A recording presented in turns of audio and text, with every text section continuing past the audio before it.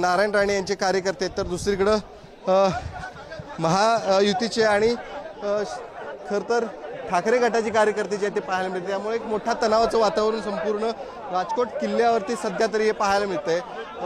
10 मिनिटाची वेळ जी आहे तिथं सगळ्यांना दिलेली आहे, मात्र त्यामध्ये देखील सगळे कार्यकर्ते बाजूला गेले नाहीत, तर मात्र आम्ही मोठ्या प्रमाणात त्यांना आमचा हिसका दाखवा अशी खरं तर आव्हान देताना सगळे पाहायला मिळते। त्यामुळं नक्कीच एक तणावाचं वातावरण संपूर्ण किल्ल्याच्या परिसरामध्ये सध्या तरी या ठिकाणी पाहायला बरोबर आहे। तणावाचं वातावरण आपल्याला राजकोट किल्ल्यावरती बघायला मिळते। तिकडची ही लाईव्ह दृश्य आता आपण बघतो। एकीकडे आदित्य ठाकरे हे पाहणी करून त्या ठिकाणी सोबत ठिय्या आंदोलन करतात, तर दुसरीकडे बाहेर ज्या ठिकाणी मुख्य प्रवेशद्वार आहे त्या ठिकाणी मोठ्या संख्येनं दोन्हीकडचे कार्यकर्ते दिसतात।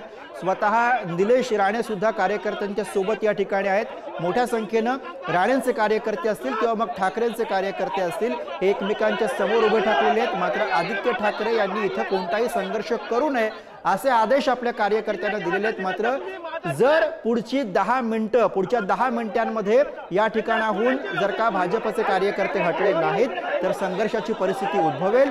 शिवसैनिक या ठिकाणी संघर्ष करतील असा थेट इशारा हा वैभव नाईक यांनी दिलेला आहे। आणि त्यामुळे आता पुढच्या काही मिनिटांमध्ये या ठिकाणी कशा पद्धतीने पोलीस सगळी जी परिस्थिती उद्भवलेली आहे ती हाताळतात हे पाहणं महत्त्वाचं असेल। कारण आदित्य ठाकरे यांनी थेट या ठिकाणी देवेंद्र फडणवीस यांना आव्हान दिलेलं आहे, जर या ठिकाणी कुठलीही परिस्थिती उद्भवली संघर्ष झाला तर याला महाराष्ट्राचे गृहमंत्री देवेंद्र फडणवीस जबाबदार असतील अशी भूमिका आदित्य ठाकरे यांनी मांडलेली आहे। आणि आदित्य ठाकरे हे सध्या राजकोट किल्ल्यावरती ठिय्या देत आहेत।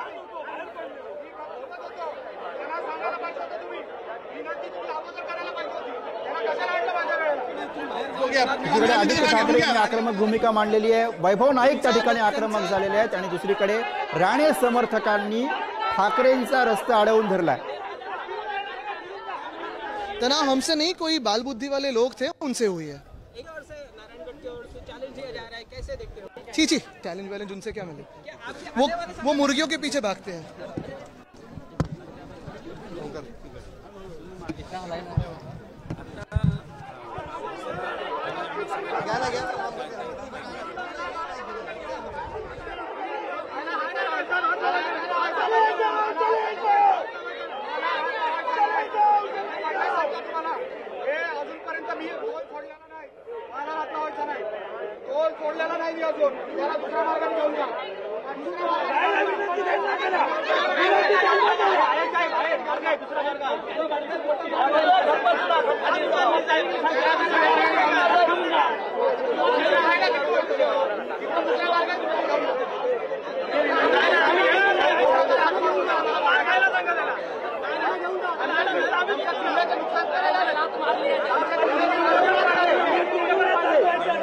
एकनाथ शिंदे यांचीच आहे जबाबदारी। आदित्य ठाकरे देखील काही माध्यमांशी बोलतात राहणार आणि पोलीस जेव्हा कारवाई करत नाही तर आम्ही आता SP ऑफिसला जाऊ आणि जर महाराष्ट्रात काही घडलं तर देवेंद्र फडणवीस याला जबाबदार राहतील। काही नाही विचार सांगितलं की नीट चाललं ना, ठीक चाललं ना आणि किती भ्रष्टाचार झाला जरा बघून या, कारण देशाला दाखवायचं आहे भाजप किती भ्रष्टाचारी आहे। BJP म्हणजे भ्रष्टाचारी जनता पक्ष झालेला आहे। त्यांनी काळजीपोटी देखील फोन केला, त्यांनी हिम्मत द्यायला फोन केला। त्यांना पण माहिती आहे की आम्ही सगळे शिवसैनिक आहोत आणि आम्ही लढत असतो।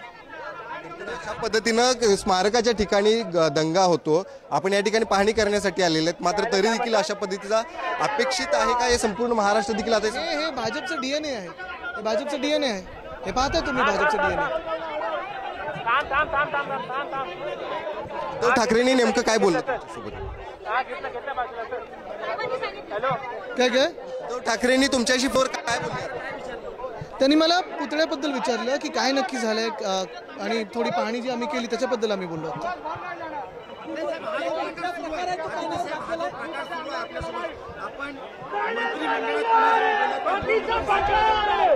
गृहमंत्र्यांना बदलापूरबद्दल बोलायला वेळ नाहीये। आमचे अभिषेक घोसाळकर यांना गोळी मारली गेली, हत्या केली तर ते पत्र खालती आलं तर परत गृहमंत्र्यांना बोलणार का? APR जेव्हा हमला झाला पोलीस पुण्यामध्ये तेव्हा त्यांना बोलायला वेळ नाही। गृहमंत्री इथे कुठे बघणार? गृहमंत्री राजकारण करत असतात। आज माध्यमांच्या माध्यमातून काय आव्हान मुख्यमंत्र्यांना तुम्ही आता काय आव्हान? मी माध्यमांच्या माध्यमातून हेच आवाहन करीन की आपण सगळे पाहताय आमच्या मागे जो छत्रपती शिवरायांचा पुतळा पडला आहे तो भाजपाच्या भ्रष्टाचारामुळे पडलेला आहे, मिंदेंच्या खोक्याच्या भ्रष्टाचारामुळे पडलेला आहे आणि ते जग जाहीर आहे. हा आपटे कोण होता, ह्याला काम कसं मिळालं, कोणामुळे मिळालं, कोणाचा जवळचा मित्र आहे, कोणाला खोके मिळाले, कोणाला धोके मिळाले, हे सगळं आलं पाहिजे. तो फरार कसा झाला, फरार होऊ कसं शकला, हे देखील जनतेसमोर आलं पाहिजे. सगळ्या मागे काय हेतू वाटतोय नेमका हे सगळं पाहून? तेवढीच त्यांची अक्कल, बाकी काय नाही.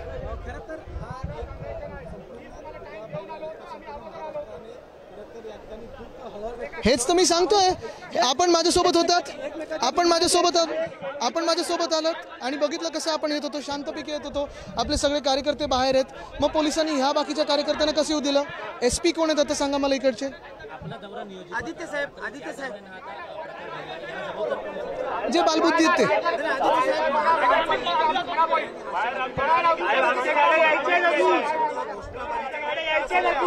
कसं बघतं म्हणजे तुम्ही आणि मी बघतोच आहे. सुरुवात कुठून झाली? आम्ही तर कार्यकर्त्यांना रोखलेलं ना, तर हे साफ झाले असतात आतापर्यंत. मुझे लगता है इस घटने से ज्यादा घटना जो ये घटी है ना, ये दिखाओ क्योंकि ये सबसे दुर्भाग्यपूर्ण है. इसमें भ्रष्टाचार है और ये भाजपा का भ्रष्टाचार है. नक्कीच आहे ना, त्यांच्या मनात तर भीती आहे, खूप घाबरतात मला. मोर्चाची भीती नक्कीच.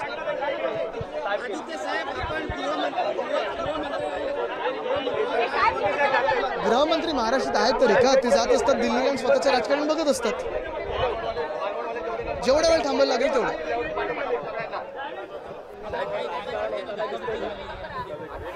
SP कुठे आहेत मला सांगा जरा. लपले असतील कुठेतरी, बघा कुठे.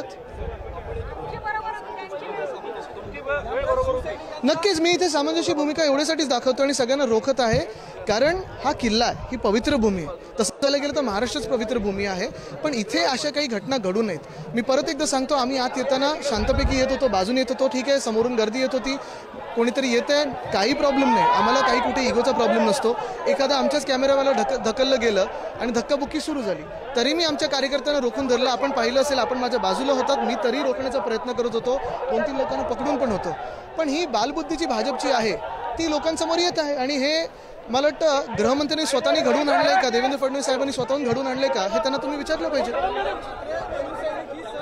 महाराष्ट्र हे भाजपमुळे बदनाम होतं. एक तर इथे भ्रष्टाचार केलाय महाराजांच्या पुतळ्यामध्ये. मला तर भीती आहे की महामानव डॉक्टर बाबासाहेब आंबेडकरांचं जे स्मारक मुंबईत बनत आहे तिथे पण भाजप असाच घोटाळा करेल. तसं पाहिलं गेलं तर शिवस्मारक मोदी साहेब स्वतः येऊन जलपूजन वगैरे करून गेले, पण तोही अजून काही झालेलं नाही. तिथे पण भ्रष्टाचार आहे की काय, हा देखील आता मला शंका यायला लागली.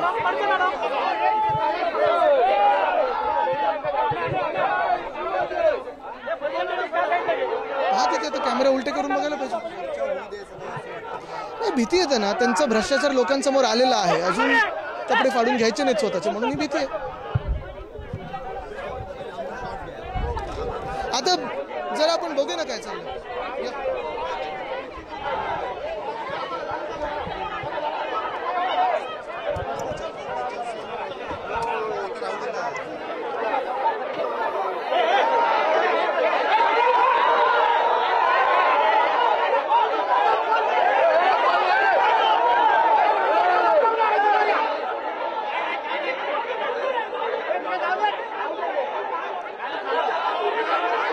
Thank you.